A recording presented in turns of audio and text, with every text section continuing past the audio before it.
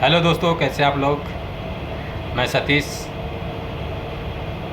प्राग film से पवन सिंह और अनुपमा यादव जी का डुएट सॉन्ग रिलीज हुआ है। आप लोग ज़रूर देखिए। एल्बम का नाम है आरा के हवेली। बहुत बढ़िया गाना है, आप लोग ज़रूर देखिए। इसमें आकांक्षा दुबे जी भी हैं, डांस किए हैं, जो आज हमारे बीच में नहीं है। आप लोग ज़रूर देखिएगा गाने को। लास्ट वीडियो इनका यही है। और इस गाने को ज़्यादा से ज़्यादा शेयर कीजिए। प्राग फिल्म से रिलीज़ हुआ है, दोबारा बता दिया मैं। आप लोग देखना ना भूलें। हो सके तो इस गाने को ज़्यादा से ज़्यादा शेयर कीजिए। और इसमें पवन सिंह जी का बहुत बढ़िया रोल है, आप लोग देखिए। और प्राग फिल्म चैनल को भी सब्सक्राइब जरूर कर लीजिए। इस पर अच्छे अच्छे गाने आते रहते हैं।